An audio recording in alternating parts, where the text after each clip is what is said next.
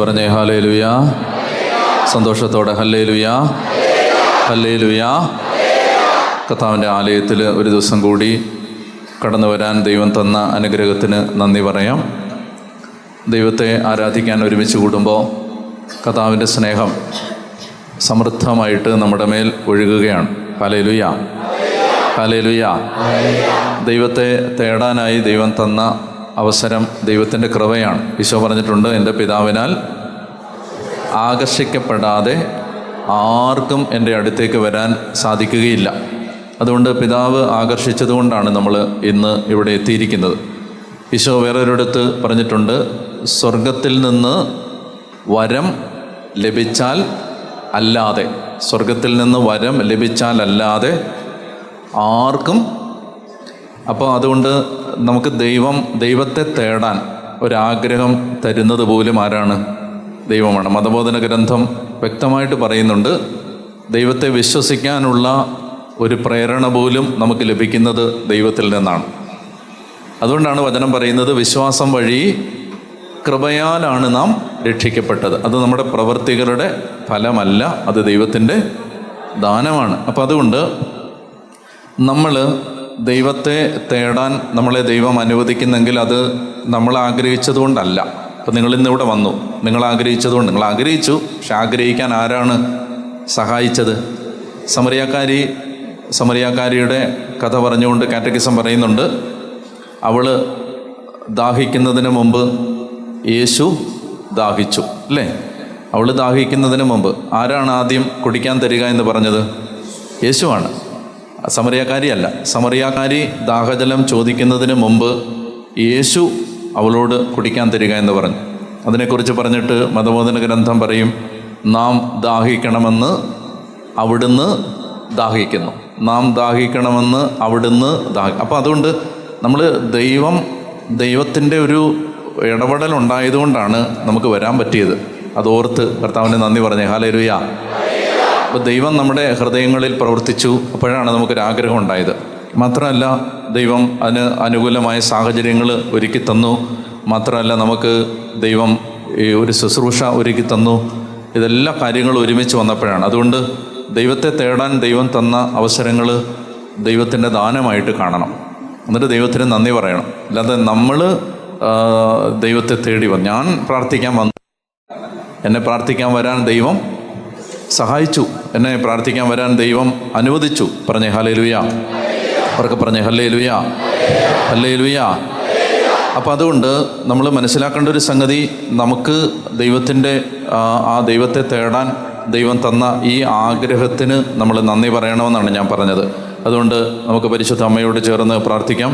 കൃപ നിറഞ്ഞ മറിയമേ, സമാധാനം, നമ്മുടെ കർത്താവ് നിന്നോടുകൂടെ, നീ സ്ത്രീകളിൽ അനുഗ്രഹിക്കപ്പെട്ടവളാവുന്നു, എൻ്റെ ഉദരഫലമായി നമ്മുടെ കർത്താവ് ഈശോമിശിഹ വാഴ്ത്തപ്പെട്ടവനാകുന്നു. പരിശുദ്ധ മറിയമേ, തമ്പുരാൻ്റെ അമ്മേ, പാപികളായ ഞങ്ങൾക്ക് വേണ്ടി ഇപ്പോഴും എപ്പോഴും ഞങ്ങളുടെ മരണസമയത്തും തമ്പുരാൻ്റെ അപേക്ഷിച്ചുകൊള്ളണമേ. ഇന്നത്തെ ശുശ്രൂഷകളെല്ലാം ഇവിടെ മൗണ്ട് കാർമലിലും അതുപോലെ ഓൺലൈനിലും ഈ ശുശ്രൂഷയിൽ സംബന്ധിച്ചുകൊണ്ടിരിക്കുന്ന എല്ലാ മക്കളെയും പരിശുദ്ധാത്മാവ് വലിയ കൃപയിൽ ഇന്ന് ശുശ്രൂഷയിൽ സംബന്ധിക്കാൻ അനുഗ്രഹം നൽകുന്നതിന് ആഗ്രഹിച്ച് പ്രാർത്ഥിക്കാം.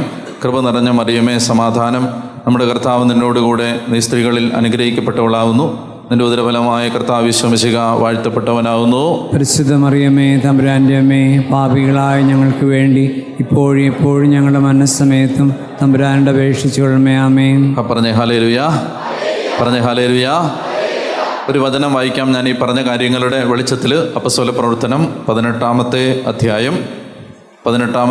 അധ്യായത്തിൽ 27-ാമത്തെ വാക്യം. അപ്പസ്തോല പ്രവർത്തനം 18-ാം അധ്യായം 27-ാമത്തെ വാക്യം വായിക്കാമോ? അവൻ അക്കായിയായിലേക്ക് പോകാൻ ആഗ്രഹിച്ചു. സഹോദരർ അവനെ പ്രോത്സാഹിപ്പിക്കുകയും അവനെ സ്വീകരിക്കുന്നതിന് ശിഷ്യർക്ക് എഴുതുകയും ചെയ്തു. വളരെ ശ്രദ്ധിച്ച് വായിച്ചേ. അവിടെ എത്തിച്ചേർന്നതിന് ശേഷം കൃപാവരം മൂലം വിശ്വാസം സ്വീകരിച്ചവരെ അവൻ വളരെയധികം. വിശ്വാസം സ്വീകരിച്ചതാരാണ്? കൃപാവരം കിട്ടിയതുകൊണ്ട് വിശ്വാസം സ്വീകരിച്ചവരെ. അവർ വിശ്വസിക്കാൻ അവരെ സഹായിച്ചത് ആരാണ്? കൃപയാണ്. എന്താണ് അവരെ സഹായിച്ചത്? കണ്ടോ, കൃപാവരം മൂലം വിശ്വാസം സ്വീകരിച്ചവരെ. അപ്പോൾ വിശ്വസിക്കാൻ പറ്റണമെങ്കിൽ പോലും ദൈവത്തിൻ്റെ കൃപ പ്രവർത്തിക്കണം. പറഞ്ഞേ ഹല്ലേലൂയ. അപ്പോൾ അതുകൊണ്ട് ഓരോ ദൈവിക പ്രവൃത്തിയും നമ്മുടെ ജീവിതത്തിൽ സംഭവിച്ചതിന് ദൈവം നമ്മളെ സഹായിച്ചത് കൊണ്ടാണ്. ഇപ്പം ഞാൻ വചനം പ്രഘോഷിക്കുന്നതോ, നിങ്ങൾ പ്രാർത്ഥിക്കുന്നതോ, ദൈവ ശുശ്രൂഷ ചെയ്യുന്നതോ, ദേവാലയത്തിൽ പോകുന്നതോ എന്തോ ആവട്ടെ, ഇതെല്ലാം സംഭവിക്കുന്നത് ദൈവത്തിൻ്റെ കൃപയിലാണ്. അതുകൊണ്ടാണ് പൗലോസ് പറഞ്ഞത് 1 കൊറിന്തോസ് 15:10 വായിക്കാം. 1 കൊറിന്തോസ് 15:10 അപ്പസ്തലനായ പൗലോസ് പറഞ്ഞു, ഞാൻ എന്തായിരിക്കുന്നുവോ വായിക്കാം. 1 കൊരിന്തോസ് 15:10 വായിക്കാം. ഞാൻ എന്തായിരിക്കുന്നുവോ അത് ദൈവകൃപയാലാണ്. ഞാൻ എന്തായിരിക്കുന്നുവോ അത്, അപ്പോൾ ഒന്നൊക്കെ പറഞ്ഞേ, ഞാൻ എന്തായിരിക്കുന്നുവോ പറഞ്ഞോ, ഒരുമിച്ച് പറഞ്ഞോ, ഞാൻ എന്തായിരിക്കുന്നുവോ അത് ദൈവകൃപയാലാണ്. അപ്പം അതുകൊണ്ട് നമുക്ക് ആത്മീയമായ എന്ത് അനുഗ്രഹവും നമുക്ക് ലഭിച്ചിട്ടുണ്ടെങ്കിലും അതെല്ലാം ദൈവകൃപയിൽ മാത്രം സംഭവിച്ചതാണ്. കൃപ ദൈവം നമ്മളോട് കാണിച്ച ഒരു ഫേവറാണ്, ഒരു ഔദാര്യമാണ്. അപ്പം അതുകൊണ്ട് നമ്മൾ അതിനോട് എപ്പോഴും നന്ദിയുള്ളവരായിരിക്കണം. എന്ത് കാര്യം ജീവിതത്തിൽ അതുകൊണ്ടാണ് എല്ലാ കാര്യത്തിനും ദൈവത്തിന് മഹത്വം കൊടുക്കണം. എല്ലാ കാര്യത്തിനും ദൈവത്തിന് മഹത്വം കൊടുക്കണം. ദൈവകൃപയിലാണ് അതെല്ലാം സംഭവിക്കുന്നത്. പറഞ്ഞേ ഹല്ലേലൂയ. അപ്പോൾ വായിക്കാം. 1 കൊരിന്തോസ് 15:10 ഞാൻ എന്തായിരിക്കുന്നുവോ അത് ദൈവകൃപയാലാണ്. എൻ്റെ മേൽ ദൈവം ചൊരിഞ്ഞ കൃപ നിഷ്ഫലമായി പോയിട്ടില്ല. നേരെ മറിച്ച് മറ്റെല്ലാവരെയും അധികം ഞാൻ അധ്വാനിച്ചു. എന്നാൽ ഞാനല്ല, നോക്കുക, ഞാനല്ല അധ്വാനിച്ചത്. അപ്പം നിങ്ങൾ പറയണം, ഇന്ന് മൗണ്ട് കാർമലിലേക്ക് ഞാനല്ല വന്നത്, എന്നെ ദൈവകൃപയാണ് കൊണ്ടുവന്നത്. ഞാൻ വന്നതല്ല, എന്നെ കൊണ്ടുവന്നതാണ്. എന്നെ കൊണ്ടുവന്നതാണ്. ആര് കൊണ്ടുവന്നു? ദൈവം ഇപ്പം ദൈവം കൊണ്ടുവന്നെങ്കിൽ ദൈവത്തിനൊരു ഉദ്ദേശമുണ്ട്. നമ്മൾ മനസ്സിലാക്കിയിരിക്കേണ്ടത്, നമുക്ക് എത്ര നമ്മൾ വിചാരിച്ചു, ഇപ്പം ചില സമയത്ത് നമുക്ക് ചില സ്ഥലത്ത് പോകാൻ പറ്റില്ല. അതങ്ങനെയാണ്. ദൈവകൃപ സഹായിച്ചാലേ പറ്റൂ. നമ്മൾ എത്ര ആഗ്രഹിച്ചാലും ചില സ്ഥലത്തേക്ക് പോകാൻ പറ്റില്ല. പറഞ്ഞേ ഹല്ലേലൂയ. പറഞ്ഞേ ഹല്ലേലൂയ. അപ്പോൾ അതിന് അത് പറ്റില്ല, അത് പറഞ്ഞിട്ട് കാര്യമില്ല. ദൈവകൃപ സഹായിക്കണം. അപ്പം അതുകൊണ്ടാണ് നമ്മൾ ജീവിതത്തിൽ എന്ത് ആത്മീയമായ ഒരു പരിസരത്തിലേക്ക് നമ്മൾ എത്തിയാലും അത് ദൈവത്തിൻ്റെ കൃപയിലാണ് സംഭവിക്കുന്നത്. അതുകൊണ്ട് ഞാൻ പറയാൻ വരുന്നത് എന്താണെന്ന് വെച്ചാൽ, അങ്ങനെ ദൈവം ഒരാളെ വിളിക്കുന്നുണ്ടെങ്കിൽ അതിനൊരു ഉദ്ദേശമുണ്ട്. ഹോസിയായുടെ പുസ്തകം 3-ാമത്തെ അധ്യായം എടുക്കാം. ഹോസിയ പ്രവചനം 3-ാമത്തെ അധ്യായം. അപ്പം അങ്ങനെ ദൈവം ഒരാളെ വിളിച്ചാൽ അതിനൊരു ഉത്തരവുണ്ട്, അതിനൊരു ഉദ്ദേശമുണ്ട്. ദൈവം വിളിച്ചാൽ അതിനൊരു ഉദ്ദേശമുണ്ട്. ഹോസിയ പ്രവചനം 3-ാമത്തെ അധ്യായം 2-ാമത്തെ അധ്യായം ഹോസിയ 2:14. ഹോസിയ 2:14. ഹോസിയ 2:14 വായിക്കാം. ഞാൻ അവളെ വശീകരിച്ച് വിജനപ്രദേശത്തേക്ക് കൊണ്ടുവരും. അവിടെ വെച്ച് അവളോട് ഞാൻ ഹൃദ്യമായി സംസാരിക്കും. കേൾക്കുന്നുണ്ടോ? അതായത് മാറി നിൽക്കാൻ ദൈവം അനുവദിച്ചാൽ, ഇപ്പം നിങ്ങൾക്ക് പ്രാർത്ഥിക്കണമെന്ന് തോന്നിയാൽ പ്രാർത്ഥിക്കുമ്പോൾ ചില സമയത്ത് നിങ്ങൾ ഒരു കാരണമില്ലാതെ രാത്രിയിൽ 2 മണിക്ക് എഴുന്നേക്കും. അങ്ങനെ എഴുന്നേൽക്കുന്നവരുണ്ടോ?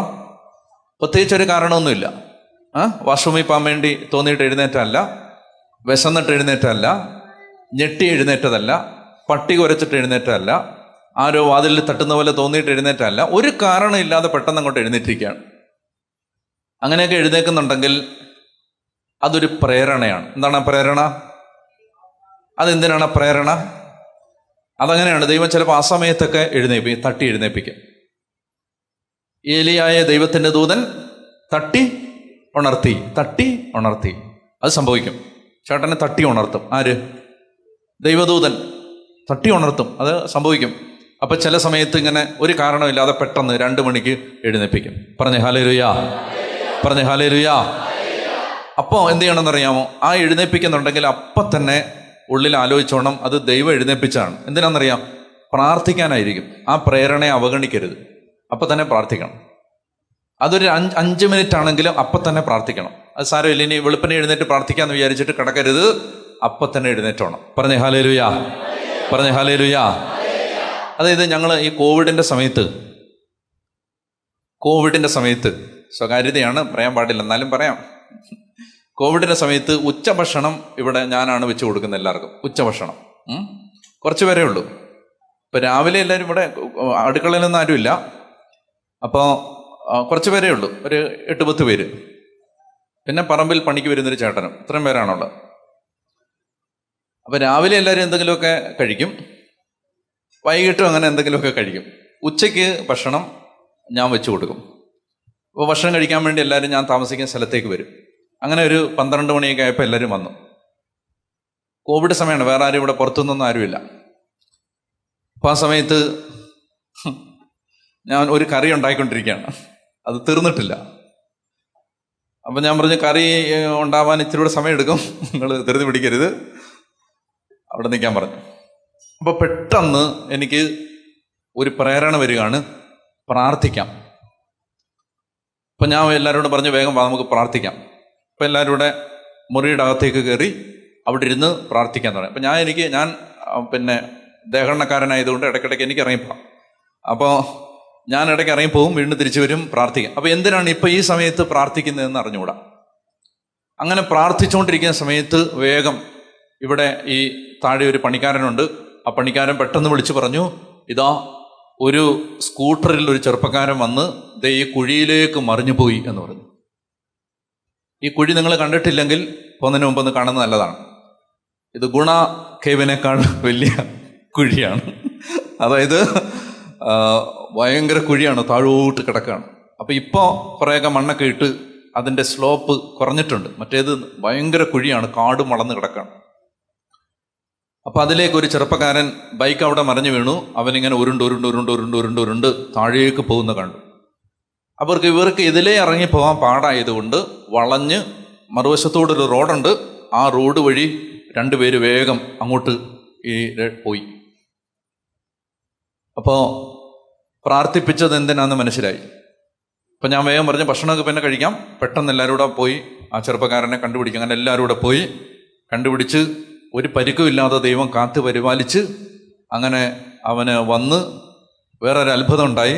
ഇവിടെ വന്ന് വീണത് കൊണ്ട് അവൻ ഈ ധ്യാന കേന്ദ്രത്തിലെ വലിയൊരു വിശ്വാസിയായിട്ട് മാറി. അതായത് മാസത്തിലൊരിക്കൽ മിനിമം ഇവിടെ വരാറുണ്ട്, പ്രാർത്ഥിക്കാറുണ്ട്. എവിടെ വെച്ച് കണ്ടാലും വലിയ സ്നേഹമാണ്. അന്ന് എനിക്ക് ഉറപ്പാണ്, എന്താണെന്നറിയാമോ, ഇവിടെ ഈ കോമ്പൗണ്ടിനകത്ത് വെച്ച് അന്ന് ഒരു ചെറുപ്പക്കാരൻ ഈ കുഴിയിലേക്ക് പോകുമ്പോൾ അവൻ മരിക്കാനുള്ള എല്ലാ സാധ്യതയുണ്ട്. കാരണം ബൈക്കിൽ വന്നാണ് വീണ് മറിഞ്ഞു പോകുന്നത്. ബൈക്ക് അവിടെ കിടക്കുകയാണ്, ഇവനിങ്ങനെ മറിഞ്ഞ് കാണാവുന്ന താഴെയല്ല, അങ്ങ് താഴെ കുഴിയിലേക്ക് പോയി. ആ റോഡ് മറുവശത്തുള്ള റോഡിലൂടെ വന്ന് കയറുമ്പോൾ എവിടെ എത്തുമോ ആ പോയിന്റിൽ ചെന്ന്, ലാസ്റ്റ് പോയിന്റിൽ അവിടെ ചെന്ന് ബോധം കെട്ട് കിടക്കണം. അപ്പം അതുകൊണ്ട് ഞാൻ പറഞ്ഞു വരുന്നത്, പ്രാർത്ഥിക്കാൻ ഒരു പ്രേരണ കിട്ടിയാൽ അതിനെ അവഗണിക്കരുത്. പറഞ്ഞേ ഹല്ലേലൂയ, പറഞ്ഞേ ഹല്ലേലൂയ.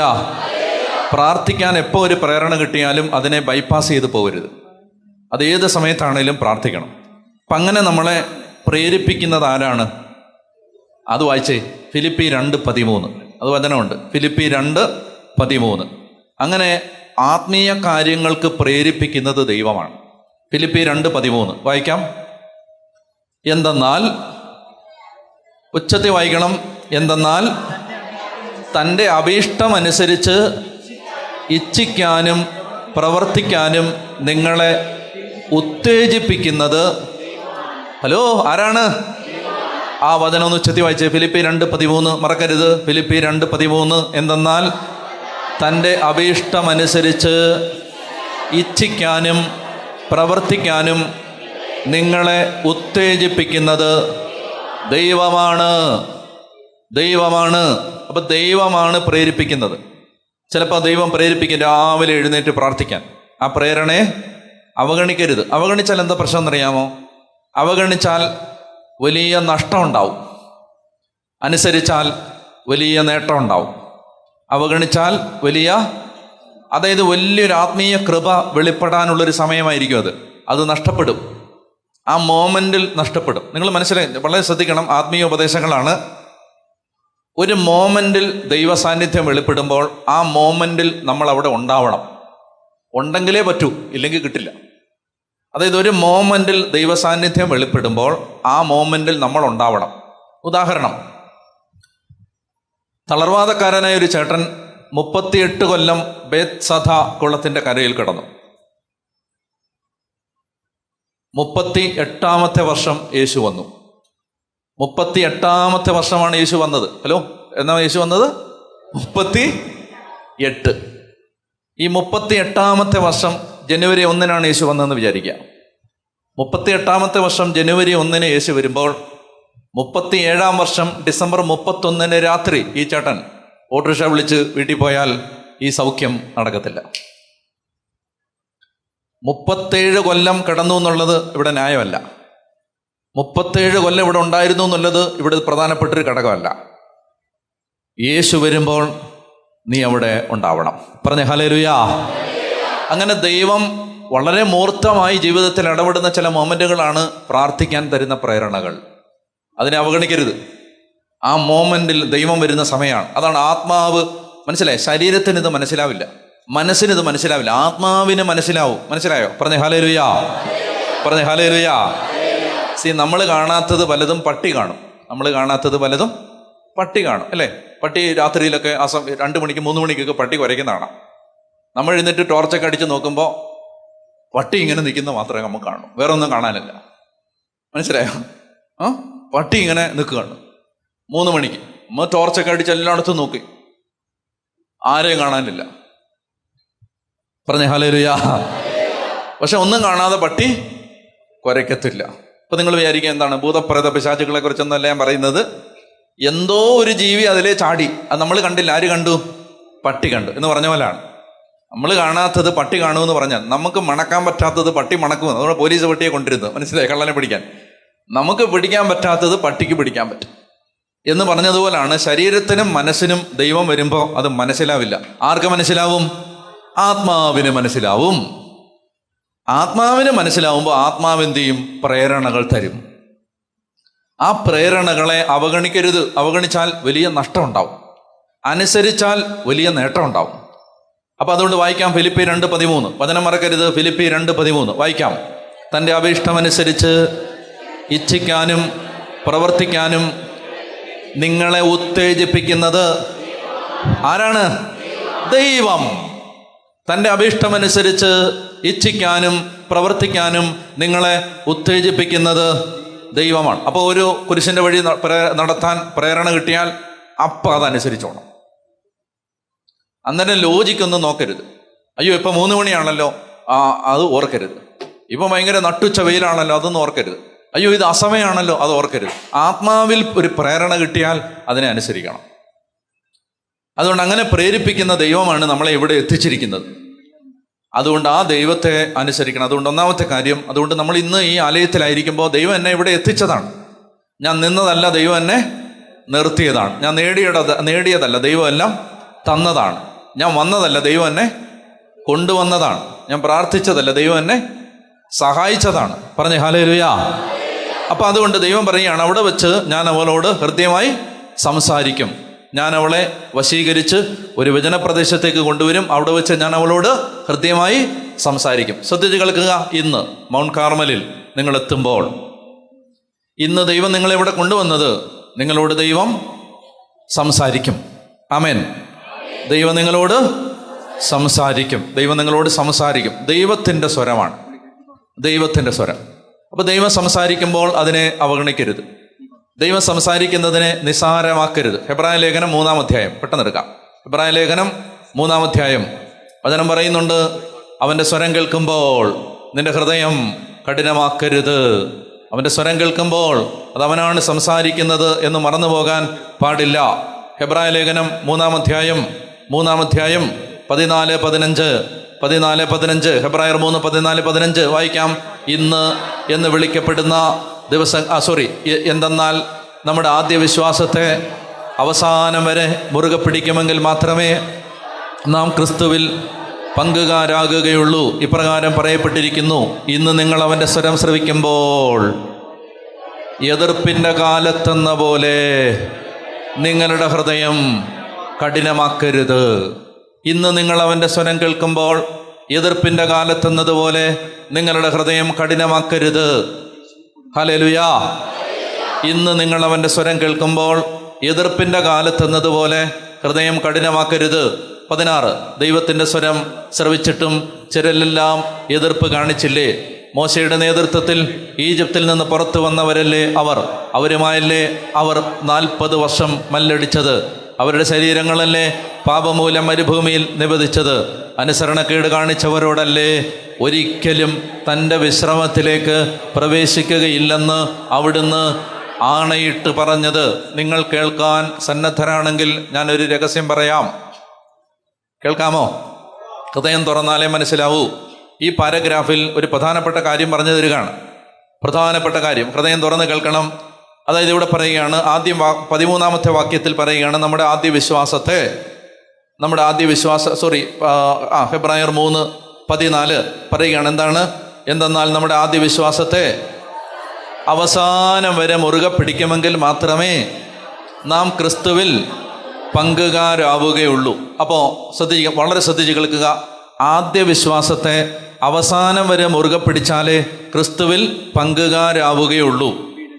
ക്രിസ്തുവിനോട് പങ്ക് ലഭിക്കത്തുള്ളൂ. ക്രിസ്തുവിനോട് ഒന്നായി മാറത്തുള്ളൂ. ക്രിസ്തുവിനോട് പങ്കു ചേരത്തുള്ളൂ. എപ്പോൾ ആദ്യ വിശ്വാസത്തെ അവസാനം വരെ എന്ന് പറഞ്ഞാൽ കുറച്ചുകൂടെ ലളിതമായിട്ട് പറയാം, നമ്മൾ എപ്പോഴും വിശ്വസിച്ചുകൊണ്ടിരുന്നാലേ ക്രിസ്തുവിനോട് ഒന്നായി കാണപ്പെടുത്തുള്ളൂ.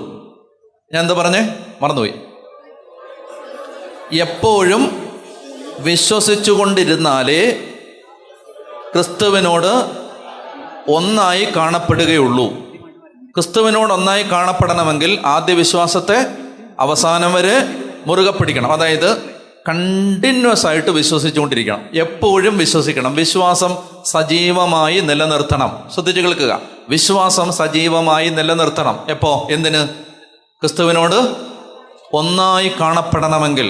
എന്തിനാണ് ഒന്നായി കാണപ്പെടേണ്ടത്?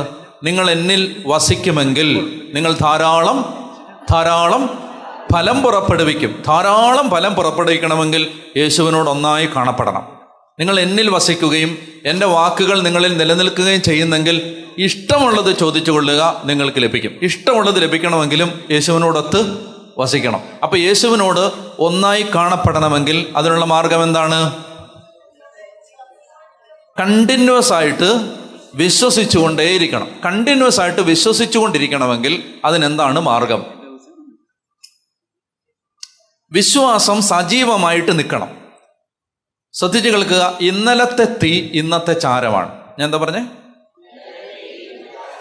ധ്യാനം കൂടിയ സമയത്ത് ഭയങ്കര വിശ്വാസമായിരുന്നു. അത് ഇന്നലത്തെ തീയാണ്. അത് ഇന്നത്തെ ചാരമാണ്. ആ തീ കൊണ്ട് ഇന്ന് ഗുണമില്ല.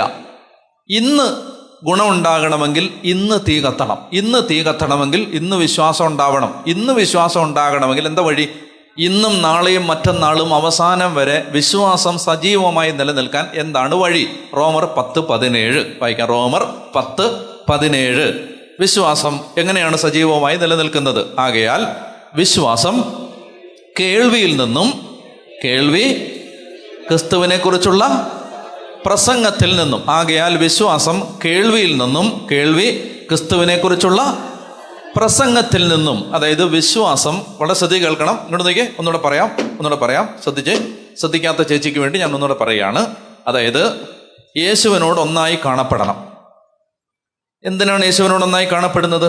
ഒത്തിരി ഗുണങ്ങളുണ്ട്. റോമർ 8:1 പറയുന്നുണ്ട്, ആകയാൽ ഇപ്പോൾ യേശു ക്രിസ്തുവിനോട് ഐക്യപ്പെട്ടിരിക്കുന്നവർക്ക് ശിക്ഷാവിധി ഇല്ല. യേശുവിനോട് ഐക്യപ്പെട്ടിരുന്നാൽ എപ്പോൾ മരിച്ചാലും ശിക്ഷാവിധിയില്ല. 1. 2, യേശുവിനോട് ഐക്യപ്പെട്ടാൽ നമ്മൾ ധാരാളം ഫലം പുറപ്പെടുവിക്കും.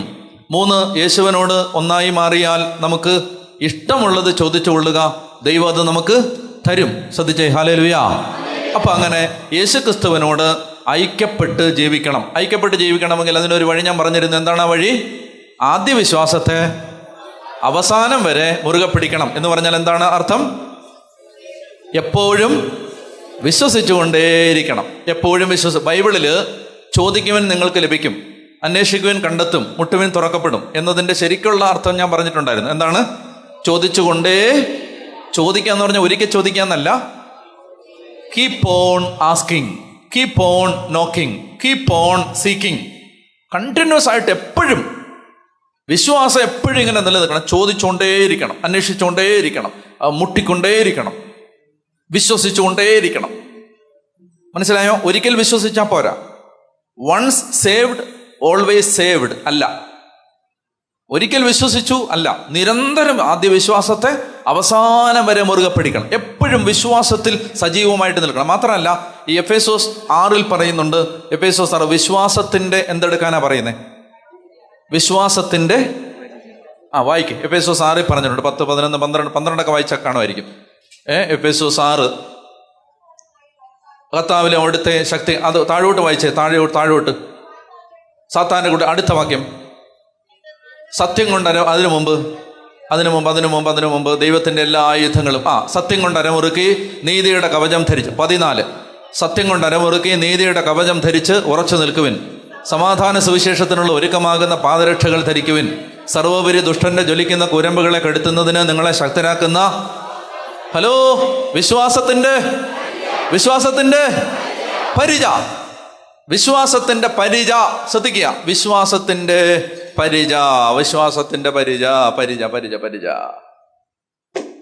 പരിച എന്ന് പറഞ്ഞാല് നിങ്ങൾക്ക് എന്താ മനസ്സിൽ വരുന്നത്? ഇഡ്ഡലി ഉണ്ടാക്കുന്ന പാത്രം കണ്ടിട്ടുണ്ടോ? ഇഡ്ഡലി ഉണ്ടാക്കുന്ന മറ്റേ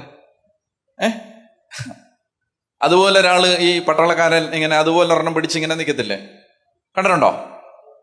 അതല്ല പരിച. സാധാരണ പരിച എന്ന് പറഞ്ഞാൽ നമ്മുടെ മനസ്സിലേക്ക്, ഷീൽഡ് എന്ന് പറഞ്ഞാൽ നമ്മുടെ മനസ്സിലേക്ക് വരുന്ന അതല്ല പരിച. ഇവിടെ ഉദ്ദേശിക്കുന്ന പരിച എന്താണെന്നറിയാം? ലാത്തി ചാർജ് സമയത്ത് ആളുകൾ എറിയുമ്പോൾ കൊള്ളാതിരിക്കാൻ പോലീസുകാരൻ പിടിക്കുന്ന വലിയൊരു സാധനം കണ്ടിട്ടുണ്ടോ? ഉണ്ടോ? അതാണ് പരിച. വലിയ സാധനമാണ് എന്ന് പറഞ്ഞാൽ അത് ഈ നെഞ്ചിന് ഏറ് കൊള്ളാതിരിക്കാനും തലയ്ക്ക് ഏറ് കൊള്ളാതിരിക്കാനും ശരീരത്തെ പരിക്ക് പറ്റാതിരിക്കാനും സഹായിക്കുന്ന വലിയ പരിച, വലിയ ഷീൽഡാണത്. മനസ്സിലാവുന്നുണ്ടോ? വലിയ ഷീൽഡ്. വിശ്വാസത്തിന്റെ പരിചയം എടുക്കണം എന്ന് പറഞ്ഞാൽ വിശ്വാസം നമ്മൾ സജീവമായിട്ട് നിലനിർത്തിയില്ലെങ്കിൽ നമ്മൾ സാത്താനാൽ ആക്രമിക്കപ്പെടും. അതുകൊണ്ടാണ് വിശ്വാസത്തിന്റെ പരിച. വിശ്വാസം ഇല്ലെങ്കിൽ ആക്രമിക്കപ്പെടും. അതുകൊണ്ടാണ് ഈശോ പറഞ്ഞത്, ക്ഷമയോൻ ഒരു ചായ കൊണ്ടുവരൂ. അങ്ങനെയാണ് പറഞ്ഞേ. ക്ഷമയോൻ എന്താണ്? സാത്താൻ നിന്നെ ഗോതമ്പ് പോലെ പാറ്റാൻ ഉദ്യമിച്ചു. സാത്താൻ നിന്നെ നമുക്ക് വചനം എടുക്കാം, എല്ലാവർക്കും അറിയാത്തത് കൊണ്ട് എടുക്കാം. ലൂക്കായുടെ സുവിശേഷത്തിലാണ് പറയുന്നത്. ലൂക്ക 22:31 വായിക്കേ. ലൂക്ക 22:31 വായിക്കേ. ക്ഷമയോൻ ഇതാ സാത്താൻ നിങ്ങളെ ഗോതമ്പ് പോലെ പാറ്റാൻ ഉദ്യമിച്ചു. എന്നാൽ സാത്താൻ നിന്നെ ആക്രമിക്കാൻ അനുവാദം ചോദിച്ചു, സാത്താൻ നിന്നെ പരീക്ഷിക്കാൻ അനുവാദം ചോദിച്ചു. എന്നാൽ നിന്റെ വിശ്വാസം ക്ഷയിക്കാതിരിക്കാൻ ഞാൻ നിനക്ക് വേണ്ടി പ്രാർത്ഥിച്ചു. അതുകൊണ്ട് നീ തിരിച്ചു വരും. നീ സാത്താനാൽ പരീക്ഷിക്കപ്പെട്ടാലും നീ തിരിച്ചു വരും. എന്തുണ്ടെങ്കിൽ വിശ്വാസം ഉണ്ടെങ്കിൽ. അതുകൊണ്ട് സാത്താൻ നിന്നെ പരീക്ഷിക്കരുതെന്നല്ല ഞാൻ പ്രാർത്ഥിച്ചത്. സാത്താനാൽ പരീക്ഷിക്കപ്പെടുമ്പോൾ നീ പിടിച്ചു നിൽക്കാൻ വേണ്ടി നിന്റെ വിശ്വാസം ക്ഷയിക്കാതിരിക്കാൻ ഞാൻ നിനക്ക് വേണ്ടി പ്രാർത്ഥിച്ചിട്ടുണ്ട്. പറഞ്ഞേ ഹല്ലേലൂയ. ഏതറ്റത്തേക്ക് സാത്താൻ കൊണ്ടുപോയാലും ഒരാൾ തിരിച്ചു വരും, അയാൾക്ക് വിശ്വാസമുണ്ടെങ്കിൽ. അതുകൊണ്ടാണ് കർത്താവ് പറയുന്നത്, നിന്റെ വിശ്വാസം ക്ഷയിച്ചു പോകാതിരിക്കാൻ ഞാൻ നിനക്ക് വേണ്ടി പ്രാർത്ഥിച്ചിട്ടുണ്ട്. ഹല്ലേലൂയ. അപ്പൊ അതുകൊണ്ട് ആദ്യ വിശ്വാസത്തെ അവസാനം വരെ മുറുകെ പിടിച്ചാൽ മാത്രമേ നാം യേശുക്രിസ്തുവിൽ പങ്കുകാരാവുകയുള്ളൂ. ഇനി വിശ്വാസം ഉണ്ടാവുന്നത് എങ്ങനെയാണ്? റോമർ 10:17 വായിച്ചതാണ്. എന്താണ് റോമർ 10:17? എന്താണിത്? ആകയാൽ വിശ്വാസം കേൾവിയിൽ നിന്നും, കേൾവി ക്രിസ്തുവിനെ കുറിച്ചുള്ള പ്രസംഗത്തിൽ നിന്നും. വിശ്വാസം കേൾവിയിൽ നിന്നും, കേൾവി ക്രിസ്തുവിനെ കുറിച്ചുള്ള പ്രസംഗത്തിൽ നിന്നും. ഈ പ്രസംഗം എന്നതിന് ഉപയോഗിച്ചിരിക്കുന്ന ഗ്രീക്ക് വാക്ക് പറഞ്ഞിട്ടുള്ളതാണ് റേമ. എന്താണ് റേമ? പ്രസംഗം എന്നതിന് ഉപയോഗിച്ചിരിക്കുന്ന ഗ്രീക്ക് വാക്ക് റേമ സമം വചനം. ഞാൻ പറഞ്ഞിട്ടുണ്ട്, വ്യത്യാസം പറഞ്ഞു തന്നിട്ടുണ്ട്. ലോഗോസും റേമായും തമ്മിലുള്ള വ്യത്യാസം അറിയാവുന്നവർ കൈവക്കുക, അറിയാവുന്നവർ കൈവക്കുക. ദൈവത്തിന്റെ മഹത്വം. ഞാൻ കഴിഞ്ഞ 19 കൊല്ലമായിട്ട് പറഞ്ഞുകൊണ്ടിരിക്കുന്ന കാര്യമാണ്. ഇതുവരെയും 7 പേർക്കേ മനസ്സിലായിട്ടുള്ളൂ. പറഞ്ഞ ഹല്ലേലൂയ. അതായത് എന്താണ് ലോഗോസും റേമായും തമ്മിലുള്ള വ്യത്യാസം? പെട്ടെന്ന് കേട്ടോ. ലോഗോസും റേമായും ഒക്കെ ബൈബിൾ സ്റ്റഡിയാണ്, ശ്രദ്ധിച്ച് കേൾക്കുക. ലോഗോസ് ക്വിസ് എന്ന് കേട്ടിട്ടുണ്ടോ? ഉണ്ട്. അതെന്ത് ക്വിസാണത്? എന്തുമായി ബന്ധപ്പെട്ട ക്വിസാണത്? ബൈബിളുമായിട്ട്. അപ്പൊ ബൈബിളിന്റെ വചനത്തിന്റെ ഗ്രീക്ക് പേരാണ് എന്ത്? ലോഗോസ്. എന്താണ്? ലോഗോസ്. അപ്പൊ ആദിയിൽ വചനം ഉണ്ടായിരുന്നു. അപ്പൊ ഗ്രീക്കിൽ എങ്ങനെ ആയിരിക്കും പറയുന്നത്? വചനം എന്നതിന് പകരം ആദിയിൽ എന്തുണ്ടായിരുന്നു? ലോഗോസ് ഉണ്ടായിരുന്നു. ലോഗോസ് ദൈവത്തോടു കൂടിയായിരുന്നു. ലോഗോസ് ദൈവമായിരുന്നു. അല്ലേ? അവിടുത്തെ വചനത്താൽ സകലതും സൃഷ്ടിക്കപ്പെട്ടു. അവിടുത്തെ ലോഗോസിനാൽ സകലതും സൃഷ്ടിക്കപ്പെട്ടു.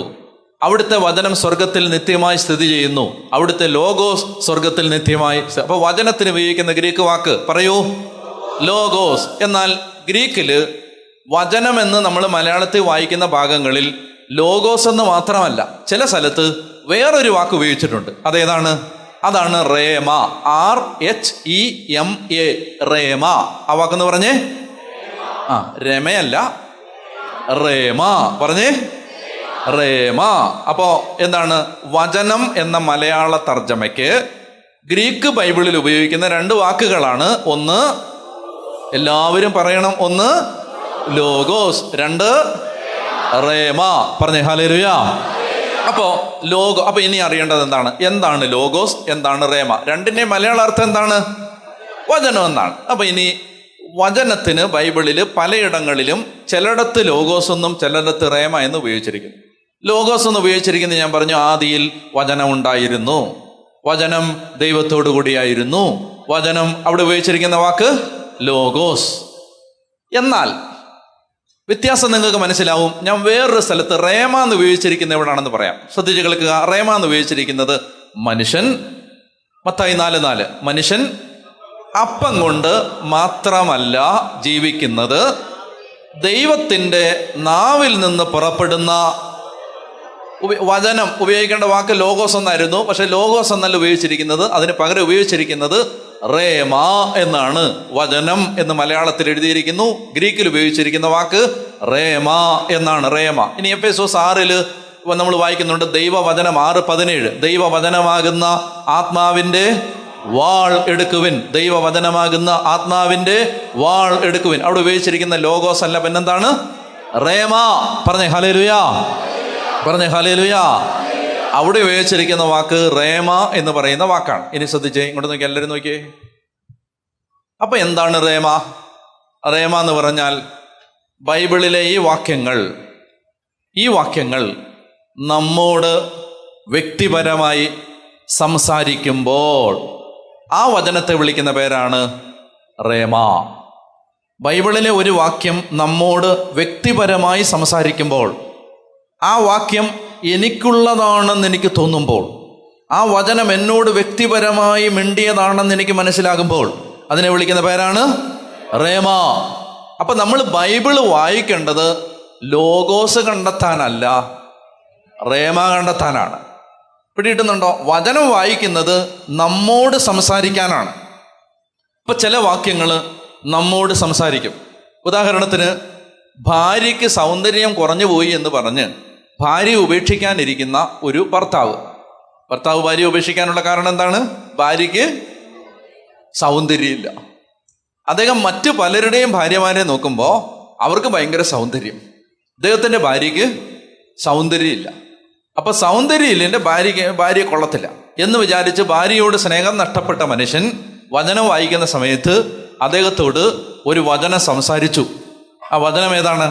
അഴകിന് അമിത വില കൽപ്പിക്കരുത്, അഴകില്ലെന്നോർത്ത് അവഗണിക്കരുത്. ഇത് അയാളോട്, അയാളുടെ കോണ്ടെക്സ്റ്റിൽ അയാളോട് സംസാരിച്ചതാണ്. അതിനെ വിളിക്കുന്ന പേരാണ് എന്ത്? റേമ. ഭാര്യയോടുള്ള സമീപനം മുഴുവൻ മാറുന്നതിന് ഈ വചനം അയാളെ സഹായിച്ചെങ്കിൽ അയാളുടെ റേമയാണത്. റേമ. അവർക്ക് പറഞ്ഞേ ഹല്ലേലൂയ.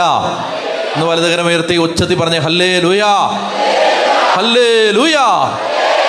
അപ്പോ നമ്മൾ വചനം വായിക്കുമ്പോൾ, ബൈബിൾ എടുക്കുമ്പോൾ നമ്മൾ എന്തിനു വേണ്ടിയാണ് അന്വേഷിക്കുന്നത്? ദൈവമേ എന്നോട് സംസാരിക്കണമേ. ഇനി റോമർ 10:17 വായിക്കുക. ആകയാൽ വിശ്വാസം കേൾവിയിൽ നിന്നും, കേൾവി ക്രിസ്തുവിനെ കുറിച്ചുള്ള. വായിക്കാം. റോമർ 10:17 വായിച്ചേ. റോമർ 10:17 വായിക്കാം. ആകയാൽ വിശ്വാസം കേൾവിയിൽ നിന്നും, കേൾവി ക്രിസ്തുവിനെ കുറിച്ചുള്ള പ്രസംഗം എന്ന് പറഞ്ഞാൽ വചനം. ഉപയോഗിച്ചിരിക്കുന്ന ഗ്രീക്ക് വാക്ക് ക്രിസ്തുവിനെ കുറിച്ചുള്ള റേമ. അപ്പൊ ഇനി എന്നെ ശ്രദ്ധിച്ചേ. അപ്പൊ വിശ്വാസം നിലനിൽക്കണമെങ്കിൽ എന്ത് കിട്ടിക്കൊണ്ടിരിക്കണം? റേമ കിട്ടിക്കൊണ്ടിരിക്കണം. റേമ. എന്ന് പറഞ്ഞാൽ ചുരുക്കി പറയാം, ദൈവം സംസാരിക്കുന്നത് കേട്ടോണ്ടിരുന്നാൽ നിങ്ങളുടെ വിശ്വാസം കൂടിക്കൊണ്ടിരിക്കും. വളരെ ശ്രദ്ധിച്ച് കേട്ടോ. ജീവിതത്തിൽ നിങ്ങൾക്ക് വിശ്വാസം വളരാൻ ഇതിനേക്കാൾ മെച്ചപ്പെട്ടൊരു സന്ദേശം കിട്ടാൻ പോകുന്നില്ല. ഒരു കാര്യം കൂടെ ഞാൻ പറയട്ടെ. ഇങ്ങോട്ട് നോക്കിയേ. എല്ലാവരും നോക്കണേ. എല്ലാവരും എന്നെ നേരിട്ട് കാണാൻ പറ്റാത്തവർ നിങ്ങളുടെ സ്ക്രീനിലേക്ക് നോക്കണം. ഒരു പ്രധാനപ്പെട്ട കാര്യം, ഒരു രഹസ്യം പറയാൻ പോവാണ്. അത്ഭുതങ്ങളും അടയാളങ്ങളും കണ്ടതുകൊണ്ട് ഒരു ജനതയുടെ വിശ്വാസം വളരണമെന്ന് ഇല്ല. പിടികിട്ടുന്നുണ്ടോ? അത്ഭുതങ്ങളും അടയാളങ്ങളും ഇപ്പോൾ നിങ്ങളുടെ കൺമുമ്പിൽ ഒരു മരിച്ചവൻ എഴുന്നേറ്റാലും 10 ദിവസത്തേക്ക് നിങ്ങൾക്ക് വിശ്വാസം ഉണ്ടാവും. 11ാമത്തെ ദിവസം ഒരു പ്രതിസന്ധി വരുമ്പോൾ നിങ്ങളുടെ വിശ്വാസം പോവും. അത്ഭുതങ്ങളും അടയാളങ്ങളും കണ്ടതുകൊണ്ട് ഒരു ജനതയുടെയും വിശ്വാസം വളരണമെന്നില്ല എന്നതിൻ്റെ ഏറ്റവും നല്ല ഉദാഹരണമാണ് ഇസ്രായേൽ എന്ന ജനത. അവർ കണ്ടെടുത്തോളം അത്ഭുതം ലോകത്തൊരു ജനതയും കണ്ടിട്ടില്ല. കടല് പിളർക്കുന്നതും പാറ പിളർന്ന് വെള്ളമൊഴുകുന്നതും ശൂന്യാകാശത്ത് നിന്ന് മന്ന പൊഴിയുന്നതും മരുഭൂമിയിൽ കാടപ്പക്ഷികൾ അയക്കപ്പെടുന്നതും ദൈവം പകൽ മേഘസ്തംഭമായും രാത്രി അഗ്നിത്തൂണായും വഴിയാധാരമായ ഒരു ജനതയുടെ വഴിയിൽ മുൻപേ പോകുന്നതും ഈ ജനതയല്ലാതെ മറ്റൊരു ജനം കണ്ടിട്ടില്ല. പക്ഷേ കാനാന്റെ വാഗ്ദത്ത മണ്ണിലേക്ക് കാലുകുത്തുന്നതിന് ഏതാനും ആഴ്ചകൾക്ക് മുമ്പ് അവർ കടല് പിളർന്ന പാറ പിളർന്ന ആകാശത്ത് മന്ന പൊഴിച്ച ആ ദൈവത്തെ തള്ളിപ്പറഞ്ഞ് മരുഭൂമിയിൽ മരിച്ചു വീണു. അത്ഭുതങ്ങളും അടയാളങ്ങളും കണ്ടതുകൊണ്ട് ഒരു ജനതയുടെ വിശ്വാസം വളരണമെന്നില്ല. അത്ഭുതങ്ങൾ തൽക്കാലത്തേക്കുള്ള പിടിവള്ളികളാണ്. വിശ്വാസമില്ലാത്തൊരു ജനത വിശ്വാസത്തിലേക്ക് ആകർഷിക്കപ്പെടാനുള്ള അടയാളങ്ങളാണ്. അതിനപ്പുറം അത്ഭുതങ്ങൾക്ക് ക്രിസ്തീയ ജീവിതത്തിൽ യാതൊരു വിലയുമില്ല. പറഞ്ഞേ ഹല്ലേലൂയാ, പറഞ്ഞേ ഹല്ലേലൂയാ. വിശ്വാസം ആരുടെയെങ്കിലും വളർന്നിട്ടുണ്ടെങ്കിൽ, യേശുവിന് വേണ്ടി ജീവിക്കാനോ മരിക്കാനോ ഒരു ജനത തയ്യാറായിട്ടുണ്ടെങ്കിൽ, ജീവന്റെ അവസാനത്തെ അംശവും ചാലിച്ച് തീരെഴുതി കൊടുക്കുന്ന വിധത്തിൽ ഒരു ജനത തങ്ങളുടെ ആത്മാംശത്തെ ഒരു നൈവേദ്യം പോലെ ബലിക്കലിലേക്ക് വലിച്ചെറിയാൻ സന്നദ്ധരായിട്ടുണ്ടെങ്കിൽ അത് അവർ വചനത്തിൽ വെളിപ്പെട്ട വിശ്വാസത്തിൽ ആഴപ്പെട്ടത് കൊണ്ടാണ്, വചനത്തിലൂടെ വിശ്വസിച്ചത് കൊണ്ടാണ്. പറഞ്ഞേ ഹല്ലേലൂയാ. അതായത് അത്ഭുതങ്ങൾ ചെയ്യുന്നൊരു ദൈവത്തെ കണ്ടതുകൊണ്ടല്ല, സംസാരിക്കുന്ന ഒരു ദൈവത്തെ കേട്ടതുകൊണ്ടാണ് അവരുടെ വിശ്വാസം വളരുന്നത്. പറഞ്ഞേ ഹല്ലേലൂയാ. അതുകൊണ്ടാണ് തീച്ചൂളയുടെ നടുവിൽ അവർ ദൈവത്തെ തള്ളിപ്പറയാതെ നിൽക്കുന്നത്. അലറി വരുന്ന സിംഹങ്ങളുടെ നടുവിൽ അവർ ദൈവത്തെ തള്ളിപ്പറയാതെ നിൽക്കുന്നത്. കത്തിജ്വലിക്കുന്ന അഗ്നിച്ചൂളകളുടെ മുമ്പിൽ അവർ ദൈവത്തെ തള്ളിപ്പറയാതെ നിൽക്കുന്നത് അവർ ദൈവത്തെ കേട്ടതുകൊണ്ടാണ്. കേട്ടതുകൊണ്ട്. പറഞ്ഞേ ഹല്ലേലൂയാ. കേൾക്കണം. അതുകൊണ്ട് ഞാൻ നിങ്ങളോട് പറയാ, കണ്ടത് മതി. ഒരു ജനത കാണാവുന്നതിൽ ഒരുപാട് കേരള ജനത കണ്ടിട്ടുണ്ട്. ഇനി അത് മതി. ഇനി നമ്മൾ എന്തിനാഗ്രഹിക്കണം? കേൾക്കണം, കേൾക്കണം. I need to listen to your voice and you talk to me personally. Talk to me. ഒരാളുടെ അകത്ത് ഒരഗ്നി കത്തും. എപ്പോഴാണെന്നറിയാമോ? ഒരാളോട് ദൈവം സംസാരിക്കുമ്പോൾ. ഹല്ലേലൂയാ. സംസാരിക്കുമ്പോ. മനസ്സിലായോ? ബാബിലോണിൽ ഊർ എന്ന് പറയുന്ന പട്ടണത്തിൽ വിഗ്രഹ നിർമ്മാണം കുലത്തൊഴിലായിരുന്ന ഒരു കുടുംബത്തിൽ അവിശ്വാസികളുടെ തലമുറയിൽ പിറന്നു വീണ അബ്രാം എന്നൊരു മനുഷ്യനോട് ദൈവം ഒരിക്കൽ സംസാരിച്ചു. അബ്രാം. സ്വരം. And that voice is so captivating. നിങ്ങളെ പിടിച്ച് മറിക്കുന്ന സ്വരമാണത്. പിടിച്ച് കുലുക്കുന്ന സ്വരമാണത്. ജീവിതത്തെ മേൽകീഴ് മറിക്കുന്ന സ്വരമാണത്. ജീവിതത്തിന്റെ ഭ്രമണപഥത്തിൽ നിന്ന് നിങ്ങളെ പുറത്തെറിഞ്ഞ് നിങ്ങൾ ഒരു നിയന്ത്രണവുമില്ലാതെ ആത്മാവിന്റെ നിയന്ത്രണത്തിന് സ്വയം തീരെഴുതി കൊടുക്കാൻ നിങ്ങളെ വിട്ടുകൊടുക്കുന്ന ഒരു സ്വരമാണ്. That voice is so captivating. നിങ്ങൾ മനസ്സിലാക്കേണ്ടതേ, സാവൂള് പൗലോസായി മാറിയത് അത്ഭുതം കണ്ടിട്ടല്ല, സ്വരം കേട്ടിട്ടാണ്. സ്വരം കേട്ടിട്ട് സാവൂൾ, സാവൂൾ, നീ എന്തിന് എന്നെ പീഡിപ്പിക്കുന്നു? സ്വരം. വിശ്വാസം വളരണമെങ്കിൽ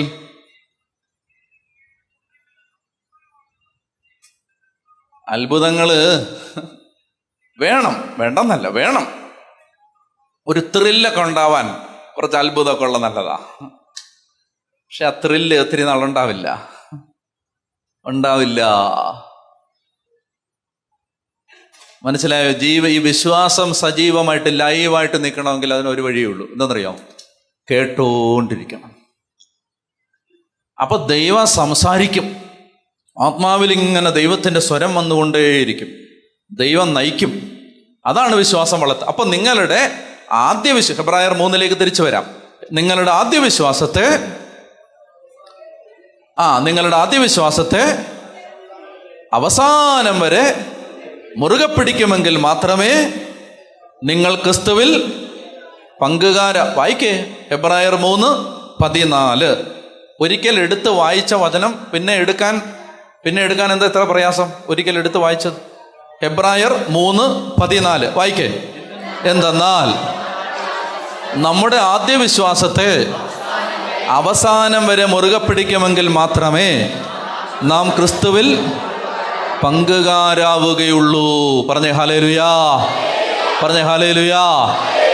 അപ്പോ ഇനി അടുത്തത് ഇപ്രകാരം പറയപ്പെട്ടിരിക്കുന്നു. അടുത്ത വാക്യം ഇപ്രകാരം പറയപ്പെട്ടിരിക്കുന്നു: ഇന്ന് നിങ്ങൾ അവൻ്റെ സ്വരം ശ്രവിക്കുമ്പോൾ എതിർപ്പിൻ്റെ കാലത്തെന്നതുപോലെ നിങ്ങളുടെ ഹൃദയം കഠിനമാക്കരുത്. ഞാൻ ചോദിക്കുകയാണ്, എന്തിനാണ് വിശ്വാസം പറഞ്ഞിട്ട് സ്വരം പറഞ്ഞത്?